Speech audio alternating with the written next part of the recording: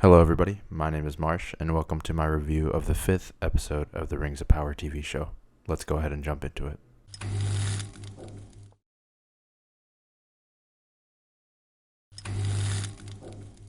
So, everybody, this video is going to be a spoiler-filled video, so if you haven't seen the episode just yet, feel free to click off this video right now, go watch the episode, and come right back. And while I give you a few seconds to do that, I just wanted to say if you could like this video and subscribe, that'd be amazing and it'd help me out so much. But let's go ahead and jump straight into the review. So I'm going to give you some pros, give you some cons, we're going to talk about it, and we'll go into depth on what I think about the episode and my theories so far into the season, now that we have episode 5 under our belts. So to start off with a pro, my favorite storyline so far of not only the show but this episode was that of Durin and Elrond. I wanted to talk about what exactly was happening with that storyline and what I enjoyed about it so far. What really makes it, honestly, is the relationship and the bond that's between Durin and Elrond.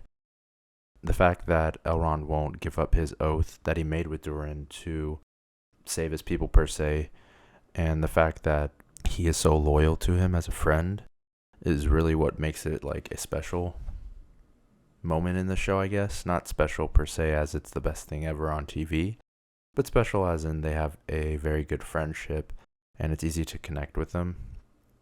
So for example, one thing I really enjoyed is the banter between the two of them, especially when Elrond was talking to Durin about the secret, what they learn eventually, that all the elves are going to die because basically their souls are diminishing and Mithril needs to be used to save them.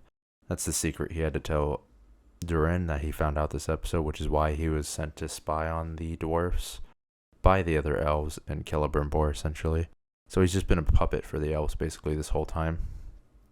But he tells Durin that secret, and that basically it's in Durin's hands, as we hear multiple times, to save the elves. And just the banter that they had with that, where he's like looking at him, he's like, so whose hands is it in? My hands? It's the better dialogue in the show, to be honest, out of all of it. And the whole elf storyline with Durin and the dwarves, and like the way that the elves talk to each other and they handle all that, is some of the best dialogue in the show, because the other dialogue between other characters that we know of, I don't find to be very good, to be honest, with a lot of it. But this is still the one bright spot in the story, is this storyline between Elrond and Durin and the elves itself, Celebrimbor, the building, because this is the important storyline, the Rings of Power, as it says. This is how they get made. So it's good to see how it all happened and what we're seeing behind the scenes. And we see that there is some type of impending doom. I don't know how they're going to bring Sauron into this. There was a point where the Elf King, I forgot his name, he was telling him about the Balrog attacking the tree and the history and the Mithril and all of that. And before he did it, they zoomed in on his fingers a lot to focus on his rings. I don't think he's Sauron, but I don't necessarily trust him. He's not a very good person, especially with the deception he did towards Elrond. Basically, him and Celebrimbor were using Elrond just to get to the dwarves because they had no other way. They didn't necessarily find him useful in the sense for himself, but just because of his connections, which is, I guess, a reflection upon the real world sometimes with what we see nowadays, because some people are used for their connections and not exactly who they are. So it's not uncommon, but it's funny to see it done through elves. So that is a positive, that specific storyline. Now I have a lot more negatives throughout the episode with all the other storylines. I just wanted to get the positive out of the way though. And we might have a few more positives as we go, but let's go ahead and jump into a negative. Let's go ahead and start out with the Harfoots, since that's where the episode starts. Basically, they have a Disney musical Oregon Trail Harfoots travel sequence. I don't know. The singing was fine because Tolkien songs are very important in his books. I mean, every 5 pages we're taking a song or a poem break. And so it's not uncommon to have singing, and I did enjoy it for a part. And then they kept going, and they kept going, and they kept going to do this. And then there's a shot where the stranger's looking up into the stars while the girl's singing her happy musical song, and it's what is this, a Disney musical? What's going on here? The mixture of the stupidity of the Harfoots and their lightheartedness with like some of the certain scenes and the way they do dialogue is just annoying to this point. I wasn't hating on the Harfoots as much in the beginning of the story, and luckily they get off the Harfoots after we see what happens with the stranger. They're basically just being used as a vehicle for this stranger, who we need to find out who is he, basically. During that storyline, he's basically learning to speak, he's acclimating to the Harfoots' ways. He protects the Harfoots from a bunch of wolves, as they say. They look more like warthog, wolf mixture thing, hyenas. Not wargs, though. And so he protects them, and then you see his arm is like turned black. He goes to like heal it by freezing it, and then scares Nori because Nori puts her hand on someone whose arm is literally turning to like ice crystals. That's not the smartest idea. Harfoots are kind of stupid for that. Like, Nori, like, really, why are you touching his hand when he's freezing it in a pool? You see that? Come on. And so he like breaks her off. She gets all scared, blah, blah, blah. So there's going to be like some type of disconnection between them, and he's not going to trust them and run away, blah, blah, blah. I don't know. We'll see what happens with that. But it's basically where it's at with the Harfoots. They're just like, they're just an avenue for the stranger storyline. I enjoy the stuff with the stranger. I like the mystery. I want to learn more about it, but I don't care about the Harfoots. We had enough of them now, and they're just like too whimsical. Like, I know we need some whimsy and like upliftedness in the story. It can't be all negative, but like, they're just so Disney to a point, if that makes sense. Like a literal musical number about like, and it's like Disney Oregon Trail meets Lord of the Rings. I don't know. It was a little weird. I don't know how I felt about it. Actually, I do know how I felt about it. I didn't really enjoy it that much. It was okay in the beginning because songs are fine, but it was a little too much. We'll go ahead and move on from that. Before we like fully move on though, just about the stranger, we finally see like the priest people like find where his crater was at. That's all we really see of them. I'm assuming they're not going to get introduced until the very end of the season, and then going into the next season as like the next protagonist or villain, because they're obviously using Adar as the main villain for this season. So we'll see what happens with them, if they even have any type of inclusion or if they just ignore them right away. We'll find out. Next, let's go ahead and move on to the storyline with the villagers and Adar and everything going on with that. This is like one complaint I have so far about the show, which gets mixed into the storyline as well as some of the stuff with Numenor. I don't feel like they have a very good crowd sense or a very good sense of scale sometimes. So the crowd is just not very active, or it doesn't feel natural most of the time. It feels like they could use a little more extras and some more diversity in the costuming for the crowds. They don't feel like actual crowds, and like whenever a mob is there, there's supposed to be emotion for a mob. And there's no emotion behind these crowds, like when she's giving her speech. Also, costuming complaint. I get you give her the blue dress so that she sticks out, but everyone else is literally wearing brown, and you give her the brightest dress, like, out of everyone just to stick out. I get it, because she's one of our main characters, but you could kind of, like, give her some more dirt and, like, maybe not make it so bright, or throw some color into the other people as well, so it doesn't seem so out of the ordinary. Because why is she the only one with access to blue wool when every single person in the village is brown? Like, has brown clothes. Let's think about that, costuming people. Anyways, she gives her speech, and then here comes old dude, Morgoth's servant. He's like, yo, we gotta go to Adar, and or he thinks it's Sauron, and pledge our allegiance. So half of them leave. The boy with the blade stays. And so I don't know if he's still going to be a ring wraith, because eventually he gives his sword or the hilt to the elf. He's like, oh, I found this. After the elf tried teaching him like archery, he's like, I found this. And he's like, oh, I know what that is. I've seen that. And he magically takes vines off of a wall and discovers like an exact image of the hilt. Like, if you have some type of like scription or like special statue, why is it covered in vines? Why, if you've known about it, like, I don't get. It's just so convenient for the plot, but that's fine. We'll move on. And basically he gives the blade. So I don't know if he's going to be like a Witch King anymore, because he gave the blade away, Or I guess they're keeping it with him because he's the only one that can use it or unlock it, from the way that the elf guy is talking about it. Forgot his name again. I'm not very good at remembering names, so I apologize. But we'll see what happens with that. At one point, the mother wanted to run off and pledge allegiance to Adar to save everyone's lives, or give the hilt to them so that they leave them alone. And then the elf, of course, is like, no, we can't do that. We got to survive and fight. And at the end of the episode, we see that Adar's marching up to go attack them, with the orcs chanting back and forth. It's fine. And they're just, I feel like a bad sense of scale. Like, I feel like there's 20 people in that tower, but it's meant to feel like this is the end of the world kind of thing. But there's like 20 people there. But that's just another complaint. As you can tell, I'm starting to sour more and more on the show as we go. By the 5th episode, I was expecting something to start happening. Each episode is just so slow so far, and nothing is getting done.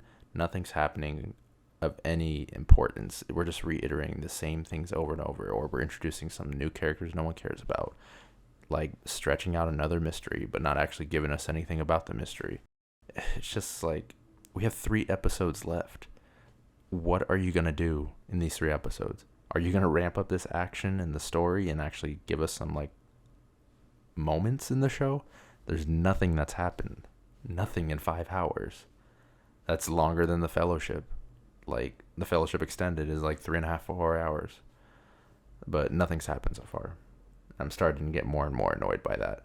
And let's go ahead and move back over to Numenor, since we haven't talked about that yet. There's a few different storylines we have in Numenor.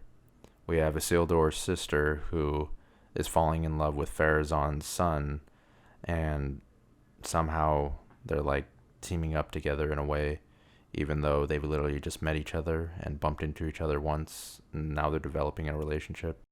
But Isildur is trying to get enlisted into the army so that he can go ahead and fight in Middle-earth,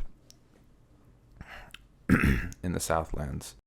And so that's basically the main plot at the moment, is that mixed with Galadriel trying to convince Halbrand to actually go and join them, because she basically lied to the queen and said that Halbrand is this person. She didn't lie about who he was, but she lied about his intentions. He just wanted to stay as a blacksmith. And Galadriel's just another reason why she's a really bad leader and a bad person. She's lying and trying to manipulate everyone around what she wants to do. Even at a later point, she's talking to Halbrand at nighttime in the forge, and they're talking like about their issues and why everything's so hard, and it's supposed to be like emotional. And at one point, one of the lines was so stupid. Let me read it. Oh yeah. He's like, "Why do you keep fighting?" And she said, "Because I cannot stop." What? What does that even mean? Because I cannot stop? I don't know. The dialogue is just so bad sometimes. I don't get it. Like, she's like trying to be a pity party. She's like, my crew mutinied against me, and then they tried to banish me and everything, and tried to send me to the Western lands or whatever it was, where they go to rest. And she's trying to like seem like a pity party. It's like, no, you deserve all the punishments that you got. You were a horrible leader to your crew. You deserve the mutiny. You deserve to be banished and sent away. You deserved all this. I don't need to pity you because of it. Like, why am I going to feel bad for you when you are a bad leader? And you prove it every time, just like with the lying you did. It's just so frustrating. And they have this stupid, like, whimsical moment where she's fighting with swords and trying to teach the Numenorians. Like, sometimes it just feels like this is like a Disney movie. Like, what's going on here? What's this stupid choreography where they're all like dancing, and it's, oh god, they're just doing like such a disservice to Galadriel. They try to make her seem like this powerful like person, but then they're also trying to like make us pity her in a way because of everything that's happened to her, when she deserves all of the trouble that's brought to her, and she doesn't deserve to be necessarily respected right away. Yes, she is a strong warrior, but she is an ass to everyone. She is not a good person by the way they're portraying her. She's a jerk. She lies. And everything has to go her way, or else she throws a hissy fit, basically. And I don't know. I really don't like how they're portraying her. She's probably my least favorite character out of all of them. And I don't know if it's bad dialogue, the acting, or what, but she's definitely my least favorite. Halbrand, uh, which basically Goodwill Aragorn, he decides and gets convinced by Galadriel, of course, and so he's gonna go help them and go fight in the Southernlands. He's fine. Like, he's just a Sauron red herring. I don't know. I've already talked about it before in the other episode reviews. Like, what are we supposed to expect out of him now? There's nothing much to talk about with him. He didn't really develop anything this episode outside of showing that he's a good craftsman. Just proving once more another adding to the Sauron red herring because he's a good blacksmith. And Sauron makes the rings with Celebrimbor. So, another red herring for Sauron. Okay. And then Isildur, like, for some reason, whenever he talks and banters with his friend, it's like the biggest CW thing in the world. Like the way they do it in the stupid alleyway. Like they made a bet and they're trying to make it like a laughing thing. Like there's no seriousness like with it. He's being serious. He's like, I'll do anything. And then meanwhile, their friend's like, ha ha ha, I punched you in the face. Now I'm not going to help you. I just punch you because I could punch you. And they're just like so stupid about it. And they have like goofy smiles all the time and stuff like that. And it's like, what is going on here, dude? I've like really soured. I did not like this episode at all. It's just, I think part of the issue is I'm so annoyed with where the show is because something should be happening by now. Nothing has actually happened. The Numenorians are leaving for Middle Earth. That's all that's happened in 5 episodes. The stranger is still a stranger. He learned a few words. That's all that happened with that. The only thing that's slightly developing is the story with the elf and the villagers. And that's basically the orcs have shown up. They're taking over. That's the only thing progressing right now. But even then, it's progressing in a weird way. And it's like, they're just trying to like combine it all. I'm assuming Galadriel's going to meet up with them and fight. And obviously the Harfoots are still going to be separated. And it's just, the only good thing is Durin Elrond. And that's mostly because their relationship and banter and how they handle that. Because that's the only actual good dialogue in the show so far. Everything else is always so cheesy, honestly, and I just don't get it. For example, with the cheesiness, when they're like going off on the bow and they have the handshake and they're like off to Middle Earth, and then everyone's like, whoo, cheering, and it's like, what is this? Like, they would be like, what kind of army man would be like, woo, like a woo girl, like cheering that they get to go to sail? Like, no. If anything, it'd be like a more heroic sounding like grunt or cheer. Like, I don't know. The Numenorians are supposed to be like 8 feet tall, super warrior, and like extremely intelligent, and they're making them like just goofy. Like, nothing can be taken serious, and the ones that they try to take serious, they're doing too much with, and it's just not working out. Sorry if I'm being so negative. I know that some people really like the show right now, but this episode really just like annoyed me, and it was like a tipping point where I just needed to rant. And so, just to review: pros, Durin and Elrond. The cons, basically everything else so far. Like, when are we going to see something happen? I like the mystery around the stranger because it's a mystery. I don't know who he is. I want to solve the mystery, but everything else is just, let's get to the point. Let's go. Let's have something happen. We only have 3 more episodes.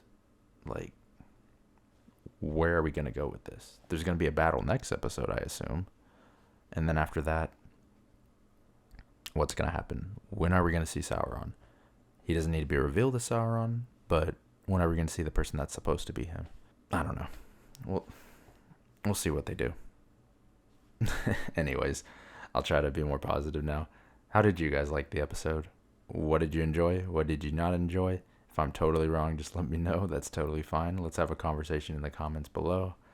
And if you like this video, feel free to subscribe, leave a like, and I'll see you guys next time. Thank you so much for watching. Bye-bye.